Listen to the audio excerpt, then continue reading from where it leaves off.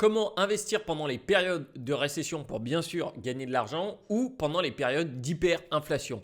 Bon, ça c'est le titre que je donne à YouTube pour le référencement et pour que vous cliquiez sans doute dessus. Ce que je vais préférer parler, c'est comment se construire un trésor de guerre. Parce que c'est comme ça que je le vois, c'est comme ça qu'il faut se positionner.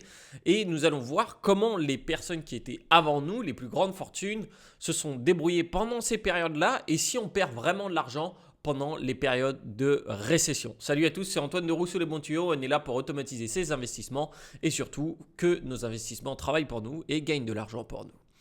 Alors déjà, la première chose, c'est que normalement tout ce type de vidéo ouvre toujours avec c'est quand il y a du sang dans les rues que il faut commencer à acheter.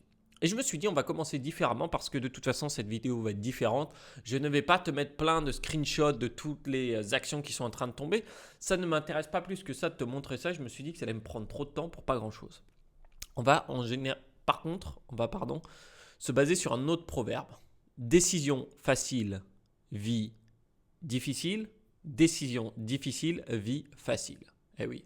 Il n'y a rien de plus simple que d'investir dans les crypto-monnaies quand le marché est en pleine hausse, que le Bitcoin a passé ses nouveaux sommets, on investit quand il dépasse les 50K, c'est facile.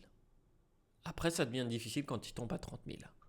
Mais investir quand il est passé de presque 70 000 à 30 000, là, c'est une décision qui est difficile.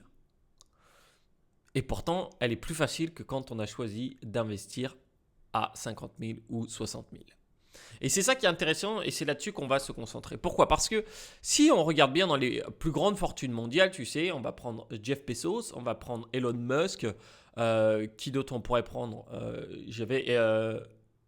Warren Buffett. Warren Buffett. Voilà. Alors oui, des fois je vais tutoyer, des fois je vais vous voyer, c'est une étrange habitude que j'ai. Ce n'est pas très grave. Alors, si on prend le portefeuille de Warren Buffett, ce qui est assez intéressant, c'est de voir que dans son portefeuille, majoritairement, il a Apple, Bank of America, American Express, Chevron et Coca-Cola Company. Alors, pour le cas de Coca-Cola Company et sur le banque, je connais. Je sais ce qui s'est passé. En fait, pendant la crise bancaire, donc 2008, qui avait les poches pleines de cash? Monsieur Buffett. Monsieur Buffett, et du coup, il a fait OK, vas-y, j'investis dedans. Il a racheté des parts parce que ses banques manquaient d'argent. Le cas de Coca-Cola, il a racheté énormément de parts pendant la mode du fitness. Donc c'était à peu près au même moment que Schwarzenegger d'ailleurs, où tout le monde disait ça y est, on va arrêter le sucre, machin, blablabla. Et il a acheté ça. Donc à tous les moments où il a bien investi, en fait, où il a fait des gros coups comme ça, en général, c'était des moments où c'était difficile et où tout le monde avait perdu espoir. Il se dit non, en fait, les gens, ils adorent le coca, ils aiment toujours le goût et ils vont continuer à en prendre. Donc, il a fait ça. Si on prend maintenant le cas de Mr. Bezos, Amazon, alors là, on pourrait voir, oui, l'action, elle a baissé par rapport à son plus haut sommet à 3005, elle est descendue à 2500. Bien sûr, ça va dépendre de quelle période on prend, hein, parce que ici, on ne voit plus la crise, la dot-com bubble, on ne la voit plus du tout. On la voit plus. Elle est ici, là. C'est rien, quoi. Donc, si on prenait après la bulle qui éclate, le stock tombe à 10. Bien sûr, si on investit à 10, là, en 2001, on attend 20 ans et puis on a fait un fois 250. Voilà, ça c'est facile. Maintenant, si tu as une machine à retourner dans le temps, au lieu d'acheter des actions Amazon, prends les bons chiffres du loto. C'est un petit conseil perso. Donc on voit que c'est pareil. Jeff Bezos, Amazon, c'est quand c'était difficile que, il fallait investir. Très facile d'investir à ce moment-là. Hein. Là, c'est en pleine montée. Tu as confiance, tu te dis c'est bon, c'est une décision facile.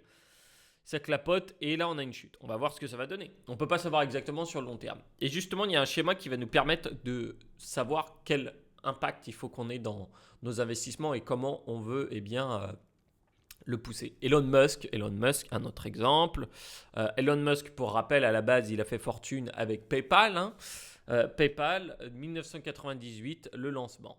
Donc, en pleine bulle Internet. Autant te dire qu'après la bulle Internet, ils ont dû en baver, mais ils étaient toujours là et c'est pour ça qu'il y a eu la différence. Maintenant, ce qu'il faut faire, c'est avoir du cash. Donc ça, c'est une première chose. On veut du cash. plus on veut de la connaissance. Pourquoi on veut ces deux choses-là? Parce que c'est ce qui va nous permettre de pouvoir avancer dans ces périodes troubles. Parce que sans cash, de toute façon, tu ne peux pas investir. Donc, si tes investissements ne sont pas liquides, il va falloir trouver un moyen parce qu'il va y avoir des opportunités. Et la connaissance va nous permettre de justement saisir des opportunités qui vont être intéressantes. Parce que toutes les opportunités ne seront pas bonnes. Il y aura des opportunités où ce sera un véritable calvaire. Petit matcha d'ailleurs, boisson préférée de l'investisseur en 2022. Et trouver les bonnes choses, c'est là que ça va être intéressant. Parce que je pense que pour l'investissement, en fait, et comme pour tout dans la vie, il faut bien comprendre qu'il y a cette ligne directrice. Il y a cette ligne directrice et ici, ça veut dire que j'y passe beaucoup de temps. Et ici, très peu de temps. D'accord ? J'y passe très peu de temps dessus. Et là, forcément, le pourcentage de chance de réussir, il est plus faible. Là, le pourcentage de chance, il va être plus haut. D'accord ? Donc là, en général, on est au niveau pro. Parce qu'on est, par exemple, un joueur de foot, si tu veux devenir footballeur professionnel, tu vas te mettre ici. Tu vas passer 4 heures par jour, minimum, à t'entraîner avec les meilleurs entraîneurs et compagnie. Donc, tu vas y passer ce temps-là. Et ici, on ne va pas y passer du tout de temps, en fait, et c'est juste, voilà, on ne le fait pas. Mais là, ici, on est dans la catégorie hobby, en fait. Pourquoi on est dans la catégorie hobby ? Parce que on passe un peu de temps, mais pas trop. Alors, je ne sais même pas si j'ai bien écrit hobby, on me le dira bien sûr en commentaire, on excusera l'orthographe.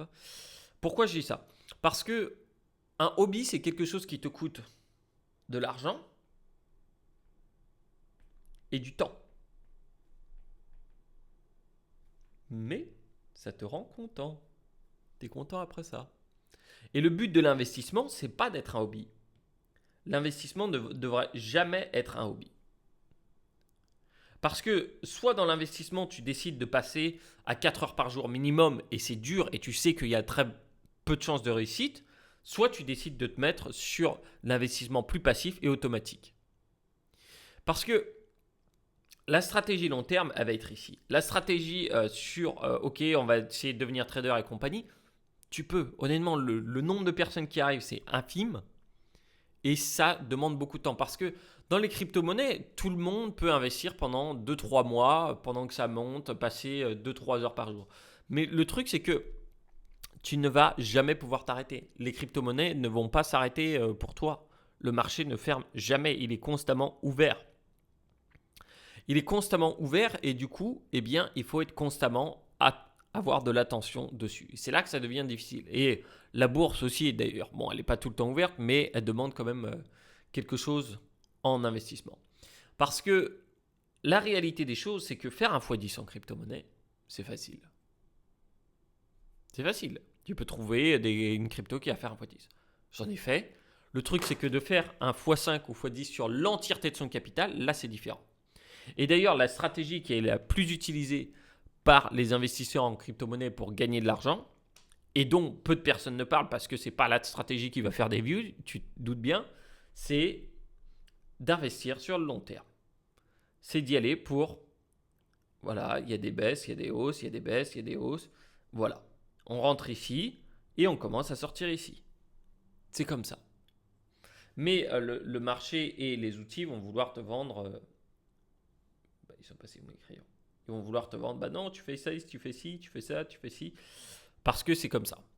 On veut de l'actualité tout le temps, on veut avoir un contrôle sur le marché. C'est comme ça qu'on avance en tant qu'humain.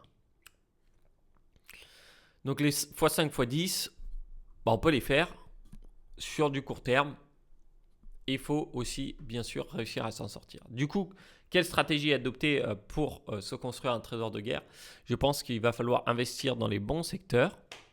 Il va falloir investir en diversifiant en automatique, sauf si on est Warren Buffett et qu'on passe 4 heures par jour à lire et que nous avons des contacts de partout dans les entreprises et que nous voulons être riches après 60 ans. Ça, c'est possible. Ça va être la stratégie à adopter. Sinon, pour les autres, il va falloir avoir de la liquidité parce qu'il va y avoir des opportunités et il y en a déjà. Je veux dire, le marché des actions est moins cher aujourd'hui qu'il n'était il y a plusieurs mois, voire plusieurs années. Si on prend ici l'indice qui reprend les valeurs technologiques, sur l'année dernière, nous sommes en baisse de 21%. Alors, sur 5 ans, on est toujours en bonne hausse. Donc, ce qu'il faut savoir, c'est que aussi, le marché des actions rebondira toujours. Le marché des crypto-monnaies, sans doute, on ne peut pas savoir exactement, on n'a pas assez de données là-dessus. Et là, ça va dépendre de l'étude de chacun par rapport à ces projets-là. Personnellement, je pense qu'il y a un réel futur et que ça va continuer d'augmenter sur les crypto-monnaies. Donc, il va y avoir des choses intéressantes. Et qu'est-ce que je voulais mettre? Ah oui, il y avait un dernier point que j'avais noté sur mon tableau. C'est qu'au final, il va falloir revoir ses bases de finances personnelles. Parce que des moments difficiles, des entreprises les connaissent, les personnes les connaissent. Et les moments difficiles financièrement, eh bien, c'est là que toutes les connaissances en finances personnelles vont se mettre dedans. Pourquoi? Les personnes qui avaient du cash en avance, 6 mois d'avance en cash, voire 1 an, pour elles, ça va être plus simple. Par exemple, j'ai eu plein de problèmes avec mon entreprise. J'ai toujours 6 mois de cash pour me payer et payer les employés là-dessus. C'est pour moi très important. Et en plus de ça, j'ai les autres projets à côté. Donc, ce n'est pas le moment où tout le monde va être défensif qu'il va falloir être défensif. Il va plutôt, je pense, falloir passer sur le agressif. D'ailleurs, il y avait un dernier point que je voulais te montrer qui était important. C'est qu'au final, pendant les 30 dernières récessions qu'il y a eu, donc entre 1869 et 2018, il y a eu 30 récessions. Eh bien, 16 récessions ont donné des gains positifs sur le marché. Donc, entre plus 38 et plus 0,7%. Donc, même si on te parle de récession, même si on te parle de machin, eh bien, tu as 50% de chance qu'au final, la récession, eh bien, elle amène tes actions plus haut plus tard. Donc là, on a eu une baisse. C'est sans doute pas une connerie d'investir un petit peu et c'est sans doute pas une connerie d'investir petit à petit. Voilà, tu feras ce que tu veux, abonne-toi si tu le souhaites, lâche un petit pouce bleu si ça t'a plu et partage-moi tes retours en commentaire. Je sais que c'est un petit peu différent du type de vidéo qu'on voit sur YouTube, mais j'ai envie de faire un truc simple et qui te permet de connaître ma stratégie. En tout cas, c'était un véritable plaisir et je te dis à la prochaine. Ciao.